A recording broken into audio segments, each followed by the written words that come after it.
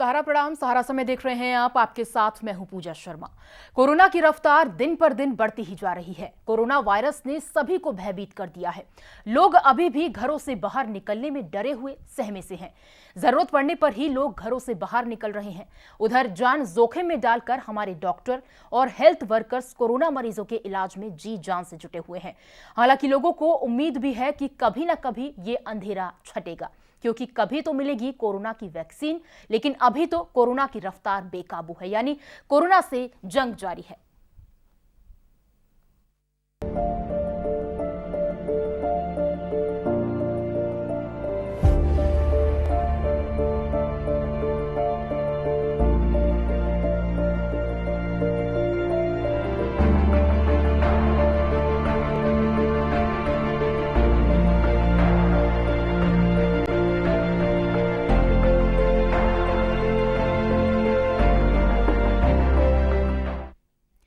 Corona जैसे अदृश्य virus ने दुनिया में लोगों की जान आफत में डाल रखी है।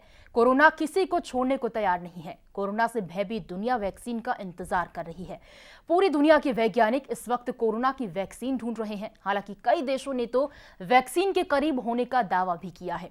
भारत में भी वैक्सीन का ट्रायल चल रहा है, और ऐसा नहीं कि महज वैक्सीन बन जाने से लोगों की मुश्किलें रातों रात खत्म हो जाएंगी। वैक्सीन बनने के बाद भी अभी एक लंबी और जटिल प्रक्रिया होती है। उस वैक्सीन को आम आदमी तक पहुंचाया जाना, और उससे भी बड़ा एक बुनियादी सवाल है उस वैक्सीन के दाम का। सवाल यह भी है कि वैक्सीन इजाद करने वालों का उस पर कितना नियंत्रण है। जैसे कि आप जानते हैं कि ग्लोबल इंटेलेक्चुअल प्रॉपर्टी राइट के तहत वैक्सीन बनाने वालों को 14 साल तक डिजाइन और 20 साल तक पेटेंट का अधिकार मिलता है। उधर महामारी के प्रकोप को देखते हुए सरकारें अनिवार्य लाइसेंसिंग का जरिया भी अपना सकती हैं, ताकि कोई थर्ड पार्टी इसे बना सके। विश्व स्वास्थ्य संगठन और यूरोपियन यूनियन ऐसे विकल्प भी ढूंढ रही है, जिससे पेटेंट लाइसेंसिंग का एक बैंक बनाकर सभी देशों को दे दिया जाए। अगर एक सुरक्षित और असरदार कोविड वैक्सीन का निर्माण हो जाता है तो साल 2021 के खत्म होते होते लोगों तक उसकी 2 अरब डोज पहुंचाने का इरादा है। भारत समेत कई देश में कोरोना वैक्सीन का ट्रायल हो रहा है, लेकिन ये वैक्सीन कब तक मिल पाएगी, ये कहना अभी मुश्किल है।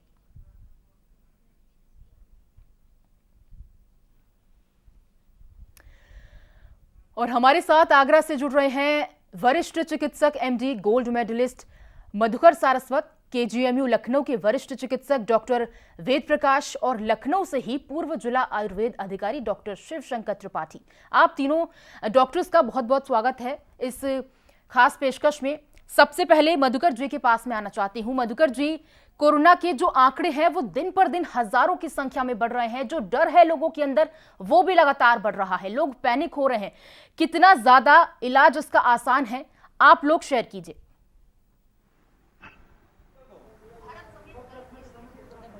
आप सही कह रही हैं। इस समय पूरा विश्व टकटकी लगा के देख रहा है कि कोरोना का एक अच्छा वैक्सीन आए और साथ ही कोई दवा भी आए। पूरा विश्व के सभी वैज्ञानिक, सभी देश, लगभग 125 देश इस समय कोरोना का वैक्सीन विकसित करने में लगे हैं। लेकिन हमें इस सच्चाई को भी मानना पड़ेगा कि कोरोना वायरस है और हमें इस सच्चाई के साथ जीना भी है। डेफिनेटली वैक्सीन आने से, सही दवा आने से बहुत लोगों को तसल्ली मिलेगी, लेकिन वैक्सीन का प्रोसेस एक लंबा प्रोसेस है। इसमें काफी वक्त लगता है। हमारा पिछला अनुभव रहा है कि जितने भी वैक्सीन है उनको 5-6 साल बनाने में लगते हैं। लेकिन क्योंकि जनवरी में जैसे ही WHO ने पैंडेमिक घोषित किया था, उसी समय विश्व के सभी देश वैक्सीन बनाने की तैयारी में लग गए थे, और उसके प्रयास फलीभूत हो रहे हैं। और हमें आज खुशी है कि भारत में भी ह्यूमन ट्रायल शुरू हो चुकी है जुलाई में। बिल्कुल। वेद प्रकाश जी के पास आना चाहती हूं मैं। वेद प्रकाश जी, वैक्सीन का इंतजार सभी देशों को है और भारत में भी ह्यूमन ट्रायल चल रहा है, लेकिन वैक्सीन आएगी और एकदम कोरोना खत्म हो जाएगा ऐसा भी नहीं है। तो किस प्रोसेस में वैक्सीन काम करेगी और कब तक अंदेशा लगाया जा सकता है कि वैक्सीन आ सकती है?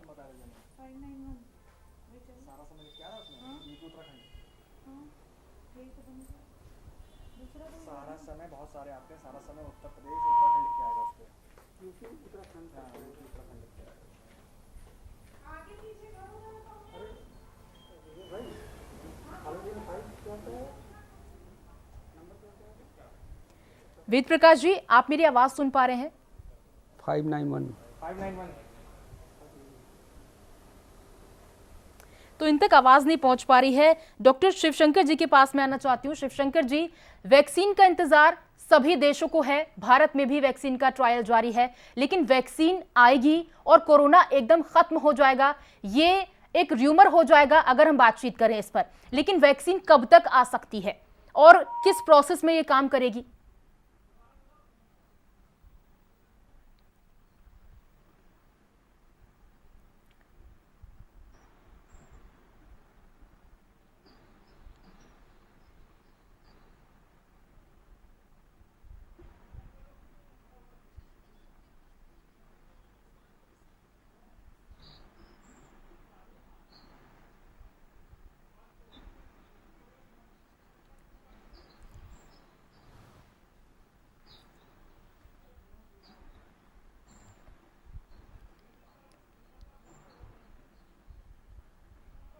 चलिए, तो इनसे लगातार हम प्रयास कर रहे हैं, टेक्निकल इशू की वजह से इन पर कनेक्शन नहीं जुड़ पा रहा है। लेकिन मधुकर जी के पास ही दोबारा आती हूँ, यही सवाल मधुकर जी से मैं लेना चाहती हूँ। मधुकर जी, जैसा कि आपने भी बताया कि भारत में भी वैक्सीन का ट्रायल चल रहा है, लेकिन वैक्सीन आ जाएगी और कोरोना खत्म हो जाएगा। अगर हम इस पर बातचीत करेंगे तो एक र्यूमर हो जाएगा, ये लोगों के लिए एक मैसेज गलत जाएगा। तो प्रोसेस क्या होगा? वैक्सीन कब तक आ पाएगी? कैसे, किस प्रोसेस में वैक्सीन काम करेगी लोगों तक? देखिए, ऐसा है कि विश्व के सभी देश बहुत पहले से ही वैक्सीन की तरफ कार्य करना शुरू कर चुके थे और बहुत प्रशंसनीय है कि जुलाई के महीने में भी फेज 4, फेज 3 की ट्रायल्स में वैक्सीन आ गया है। यानी कि ह्यूमन ट्रायल्स बहुत जल्दी शुरू हो गई थी और अब जैसा कि अभी रिसेंटली कहा गया है कि हिंदुस्तान के अंदर 2 तरह का वैक्सीन आ रहा है। एक वैक्सीन जो कि कोवैक्सीन के नाम से है, उसकी ट्रायल 1000 पेशेंट्स में स्टार्ट हो गई है। साथ ही एक और दूसरा वैक्सीन जो जाइडस कैडिला के थ्रू डेवलप हो रहा है, वो वैक्सीन की ट्रायल भी 1000 लोगों में जुलाई के महीने में शुरू हो गई है। ये बहुत ही अच्छी खबर है। इस खबर की जितनी तारीफ करनी चाहिए, खासतौर से हमारे वैज्ञानिकों की हमें बहुत प्रशंसा करनी चाहिए। साथ ही साथ भारत सरकार की भी, जिसने कि इस पर पूरा एकजुट साथ दिया है वैज्ञानिकों का, इस वैक्सीन को देश हित में विकसित करने के लिए। जी। दूसरी बात ये कहनी थी कि ये जो वैक्सीन है, जैसे कि उम्मीद कर रहे हैं कि इस वर्ष के अंत या WHO कह रहा है कि 2021 के जनवरी, फरवरी, मार्च तक ये वैक्सीन आने की पूरी संभावना। ठीक है, डॉक्टर शिवशंकर जी के पास में आऊंगी। शिवशंकर जी, क्या कम्युनिटी स्प्रेड शुरू हो गया है अगर उत्तर प्रदेश के हम आंकड़ों को देखें? क्योंकि हजारों की संख्या में अब आंकड़ा बढ़ रहा है और कई ऐसे लोग हैं जो घर में रह के खुद को प्रोटेक्ट भी कर रहे हैं, लेकिन उनमें भी अब सिम्टम्स देखे जा रहे हैं। तो क्या कम्युनिटी स्प्रेड कहें इसे?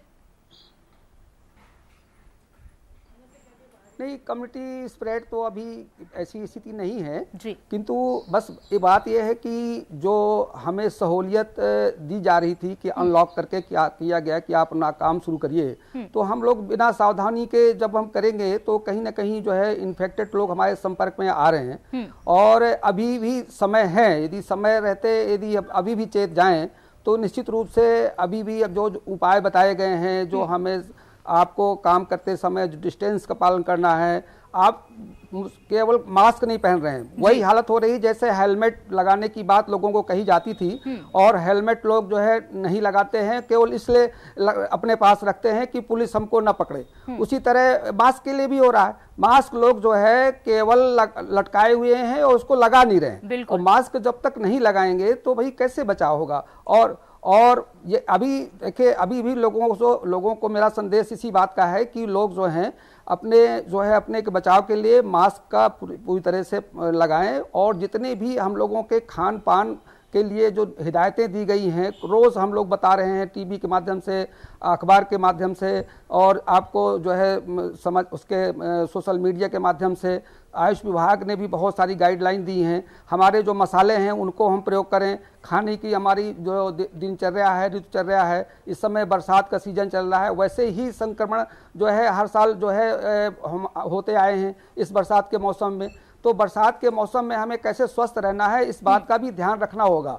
और बरसात में तो संक्रमण की ज़्यादा हो जाती है। जी बिल्कुल। और तो शिवशंकर जी, आप इस ये बात से समझिए तो कि हम भी सहमत हैं हमारे कि देखिए पानी लोग भी लापरवाह पानी हो रहे हैं और कोरोना का जो वायरस है वो और ज्यादा पैर पसारता चला जा रहा है। कोरोना के लक्षण बहुत ज्यादा आम है, तो ऐसे में क्या कहें कि हर सर्दी जुकाम वाला व्यक्ति क्या कोरोना का पेशेंट हो सकता है? क्या उसे जांच करा लेनी चाहिए? देखिए, जांच जो है लोग हर आदमी जांच के लिए दौड़ पड़ेगा तो निश्चित रूप से वो भी एक परेशानी के कारण है।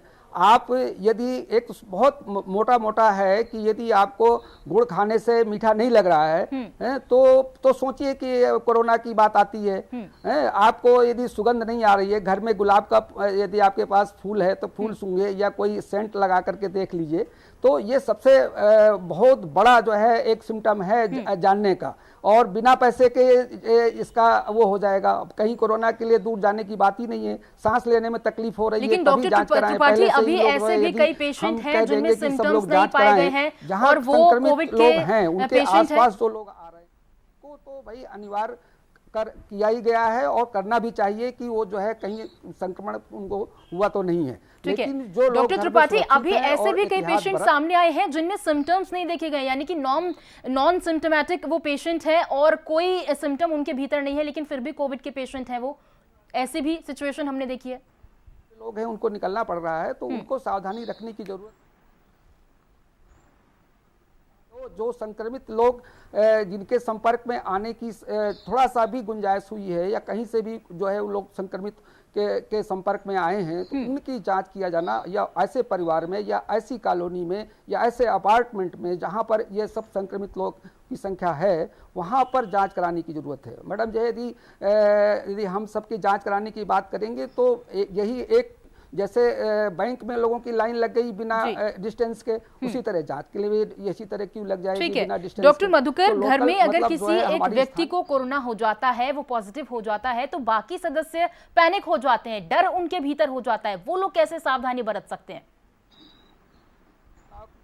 सब पूरा जो है उसको देखिए, पैनिक तो नहीं होना चाहिए, लेकिन अगर कोई पेशेंट घर पे होम आइसोलेशन में है तो उसका टॉयलेट, उसका घर, उसका कमरा अलग कर देना चाहिए और उसको साफ सफाई का ध्यान रखना चाहिए। और खास तौर से पेशेंट को मास्क पहनना, बार बार हाथ धोना और सोशल डिस्टेंसिंग का पालन करना, यही सिद्धांत है होम आइसोलेशन का।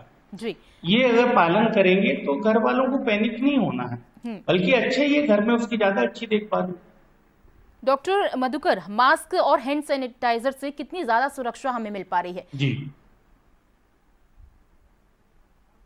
बहुत ज्यादा। इस टाइम पर अगर कोई मास्क लगाए हुआ है और सोशल डिस्टेंसिंग का पालन कर रहा है, 2 गज की दूरी का पालन कर रहा है, तो वो बहुत सेफ है।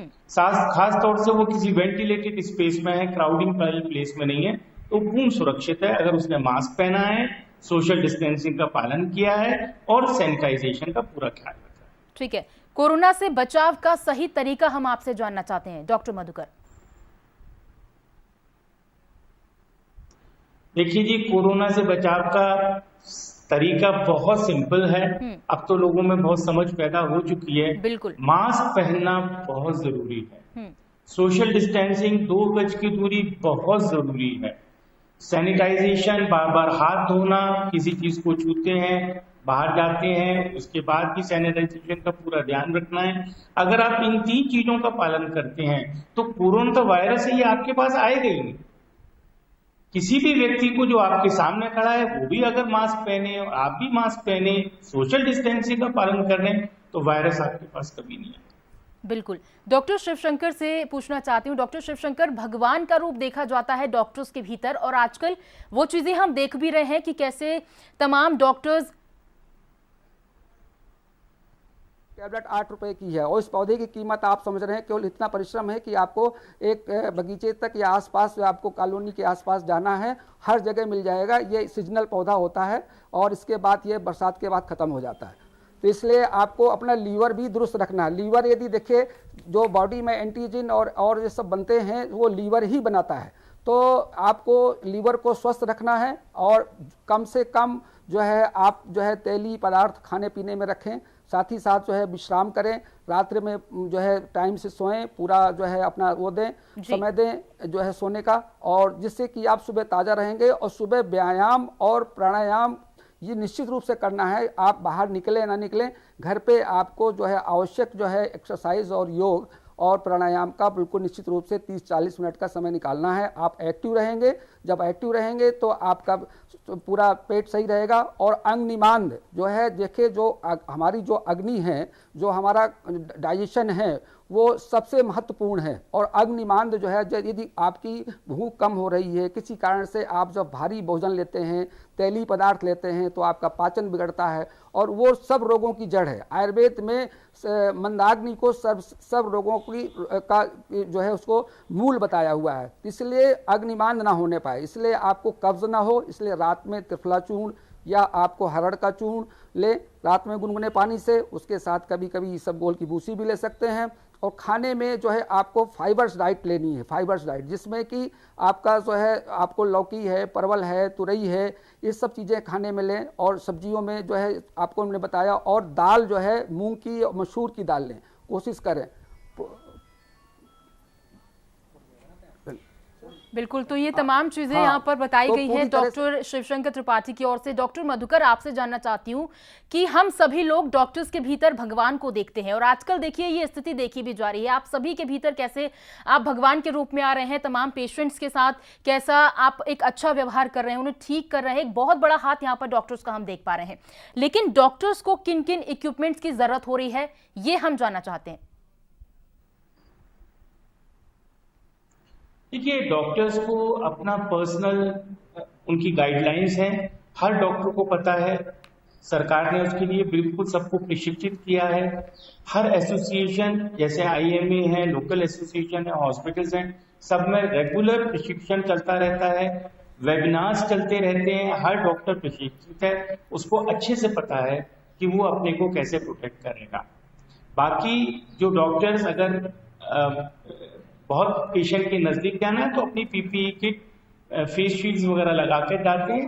लेकिन मेरे अपनी मान्यता ये है कि डॉक्टर लोग सब बहुत अच्छे तरह से प्रशिक्षित हैं। उनको सरकार ने पूरी तरह से ट्रेन किया हुआ है कि उनको कोरोना के पेशेंट को किस तरह से देखना है और किस तरह से उनकी ट्रीटमेंट है। बिल्कुल, डॉक्टर शिवशंकर जी से पूछना चाहती हूँ, डॉक्टर वेदर चेंज हो रहा है क्योंकि मॉनसून ने दस्तक दे दी है, ऐसे में सर्दी जुकाम हो जाना, वायरल फैलना बहुत आम हो गया है इन दिनों में। तो आयुर्वेद के नजरिए से अगर इसे देखें तो कैसे इस पर काबू पाएं? क्या कुछ लोग खुद को इम्यून सिस्टम जो बहुत ज्यादा वीक हो रहा है आजकल लोगों का, उसे स्ट्रॉन्ग कर सकते हैं?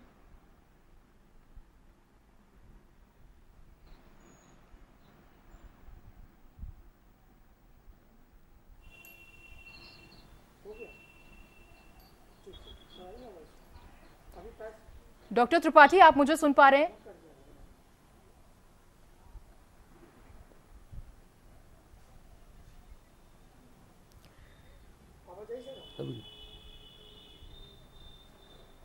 इन तक आवाज मेरी नहीं पहुंच पा रही है। डॉक्टर मधुकर के पास मैं आना चाहती हूँ। डॉक्टर मधुकर, कोरोना पेशेंट्स जो होते हैं उनके साथ आजकल हम देख रहे हैं बहुत बुरा व्यवहार किया जा रहा है। अगर पड़ोस में किसी घर में कोई कोरोना पेशेंट निकल आता है तो लोग उसकी वीडियो बनाने लगते हैं, उसे सोशल मीडिया पर वायरल कर देते हैं और एक अछूता व्यवहार उसके साथ किया जाता है। आप लोग डॉक्टर्स हैं, आप करीबी से उनका इलाज कर रहे हैं, क्या मैसेज देंगे आप उन लोगों के लिए, या फिर कैसे देखें उस समाज को हम? जी, मेरा इस समाज से ये कहना है कि उनको ऐसे मरीजों के साथ, ऐसे इंसान के साथ बहुत सहानुभूति दिखानी चाहिए। इससे उस पेशेंट का बहुत हौसला बढ़ता है। अगर आप उसको तसल्ली दिलाएंगे, उसका हौसला बढ़ाएंगे, तो उसकी बीमारी जल्दी ठीक हो सकती है। दूसरा, वो बीमारी को फेस आसानी से कर सकता है। वो खुद भी बहुत स्ट्रेस में होता है जब वो सुनता है कि मैं कोरोना पॉजिटिव हूँ। तो इसमें बहुत मानवीय, बहुत सहानुभूति और बहुत ही प्यार भरा व्यवहार होना चाहिए, समाज का भी, घर वालों का भी, और जो भी व्यक्ति उनकी सेवा। ठीक है डॉक्टर त्रिपाठी, आपको मेरी आवाज मिल पा रही है?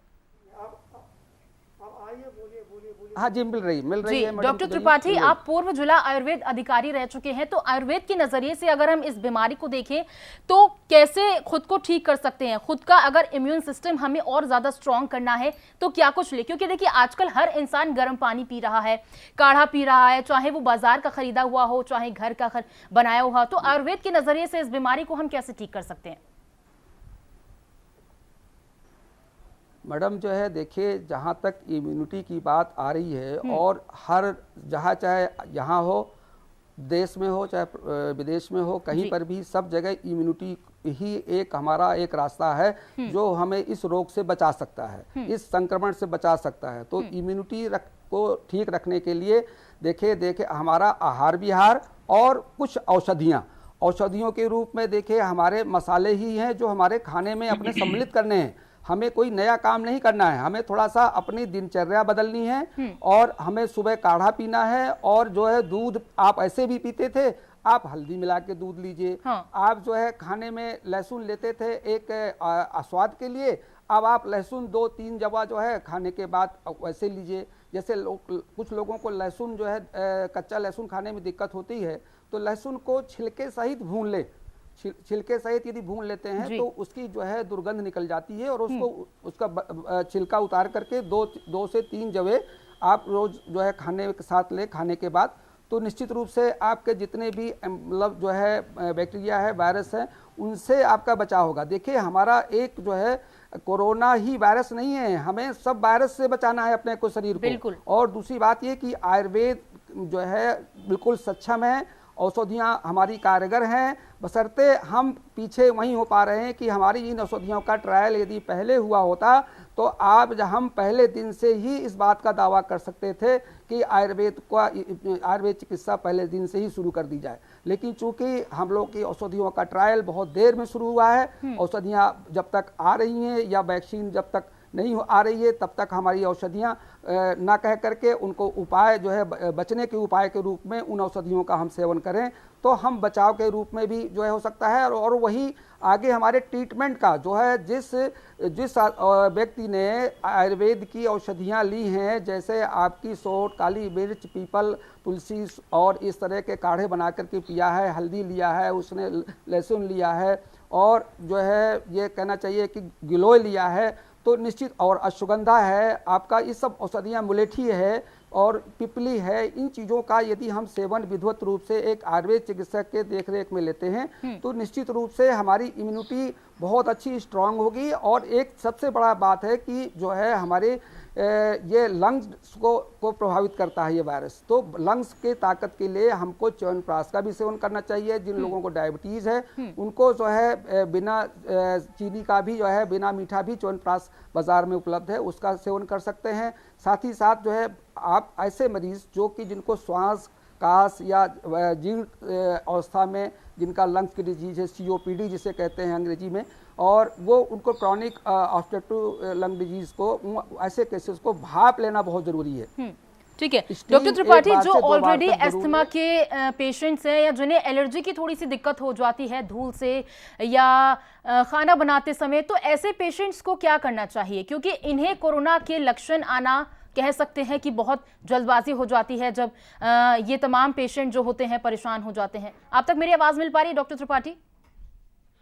जरूर डालें सुबह आप निकलते समय, और ये संदेश मैं चाहता हूँ कि सब लोग इस बात को सुने कि नारियल का तेल और तिल का तेल कोई जो भी आपके पास उपलब्ध हो उसको नाक में सुबह भी डालें और रात में सोने वक्त डालें, और भाप एक बार जरूर लें। निश्चित रूप से देखिए ये आयुर्वेद चिकित्सा जो है बहुत ही जो है कारगर है इसमें, और हम दावा नहीं करते हैं इस बात का कि हमारी औषधियाँ कोरोना को ठीक करेंगे, लेकिन कोरोना का बचाव ही सबसे बड़ी चिकित्सा है। इसलिए कोरोना के बचाव में आयुर्वेद लाभकर है और निश्चित रूप से लाभकर है। और ये औषधियाँ जो हमने आपको बताई, अश्वगंधा और मुलेठी और तालिशाद चूर्ण, इन तीनों को समान मात्रा में ले लें और इनको लेकर रख लें। 1 चम्मच सुबह शाम गुनगुने पानी के साथ लें, आपकी इम्यूनिटी भी बढ़ेगी, बिल्कुल इम्यून सिस्टम भी इससे हमारा स्ट्रांग होगा। और देखिए जैसा कि दोनों ही डॉक्टर्स से अभी हमने बातचीत की है, उसमें ये निष्कर्ष कह सकते हैं कि निकलकर सामने आया है कि अगर आपके घर में कोई कोरोना पेशेंट है तो उसे बाकी व्यक्तियों को बिल्कुल भी पैनिक होने की जरूरत नहीं है। बाकी दोनों ही डॉक्टर्स ने हमें बताया कि कोरोना वायरस का इलाज कितना ज्यादा आसान है और आप घर में रह के खुद को किस तरह से कोरोना पॉजिटिव होने से बचा सकते हैं, यानी कि बचाव भी बहुत ज्यादा आसान है। दोनों ही डॉक्टर का बहुत बहुत शुक्रिया करूंगी इस तमाम जानकारी को हम तक साझा करने के लिए। फिलहाल इस बुलेटिन में इतना ही। सहारा प्रणाम।